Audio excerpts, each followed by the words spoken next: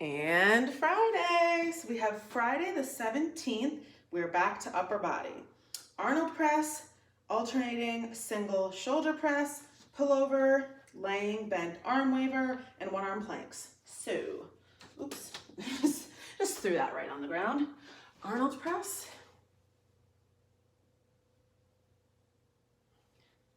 Single alternating shoulder press. This is a good one if you want to do seated to sit. I forgot what the other one is. Oh, pullover and arm waver. Okay, pullover.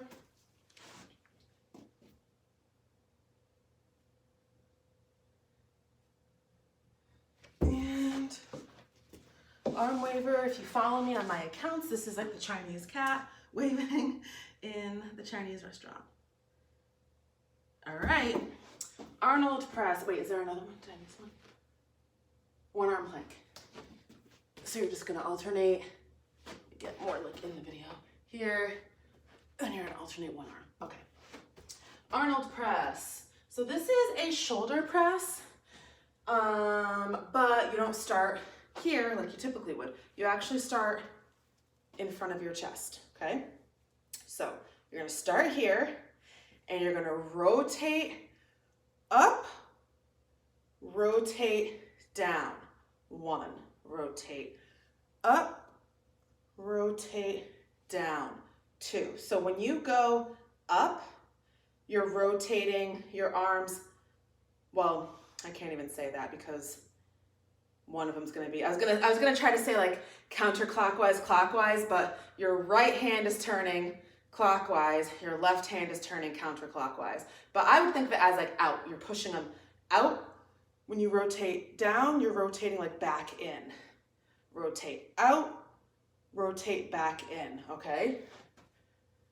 Out, in, out, in. So what this is doing is it's hitting, I think there's like 3 areas in your shoulder, and by adding the rotation, it's hitting all 3. When you just do a regular shoulder press, it's hitting just the top. Something along those lines, so it just hits more areas of your shoulders, okay? That's your Arnold press. Now we're gonna go to our single presses, which I just briefly mentioned. So you're gonna hold them at your shoulders, press one at a time, okay? Very simple. I've also made videos before where if you are pressing anything overhead and you notice you have a big arch in your back, so it should be like this.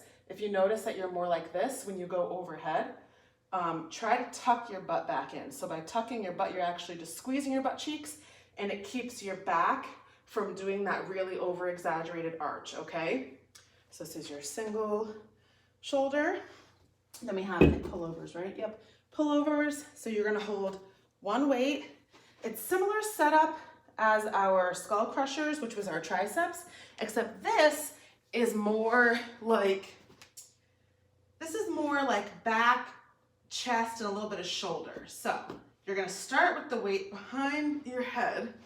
I don't know if you can see it. And you're just gonna keep your arms slightly bent. You're gonna rotate through the shoulder. So you're just gonna lift up, come to right above your chest, back down, pull up, back down. So as I said, I'm rotating through my shoulder. So my arms aren't moving anywhere else except my shoulder. I'm not bending my elbows. I'm not doing anything with my wrists or my elbows. I'm just keeping everything exactly the way it was down here, rotating through to pull up through my shoulders, okay? That's your pullover. Now, our little arm waver. So this is actually more of like a physical therapy type of move because you're hitting very small muscles. So typically when you're weightlifting, you don't really focus on the small muscles. But I like to throw stuff like this in there every once in a while just because it's different. So you're gonna use a lightweight, like I'm using a 5 pound, you could use a 3 pound, probably a 2 pound or a 1. And you're gonna lay on your side, you have your knees bent up. They're like kind of in front of you. They're not back here, they're like up toward the front. You can lean however you want. I usually like put my head on my hand, and you're gonna kind of tuck your elbow into your side so the weight is gonna be out in front of you. You're gonna lift up, so you're gonna open up and then you're gonna come back down. Lift up, back down, okay? So like I said, you're not moving anything, you're just lifting up. So you kind of open up, you wave, and then you go back down. Up, back down, okay? So you're gonna start to feel, it's like weird because you're like, oh, it's like such a light weight, and like, what is it even doing? You're gonna feel it. That's why it's a high rep, higher than all the other ones. If you still don't feel it, I go up to like 20, but you will feel it because like I said, it's targeting these really tiny muscles that we don't necessarily use that often, especially in regular weightlifting. Like you're not gonna find a machine at the gym that's gonna work that part of your shoulder. So that's that. You're gonna finish your rounds, and then we're gonna move on to one arm plank. So I give you exactly how to set your timer, what your options are, and then you have your one arm plank. So basically you're gonna be in high plank position. You're gonna widen your feet more than normal because you're gonna be shifting your weight, so you don't wanna be off balance.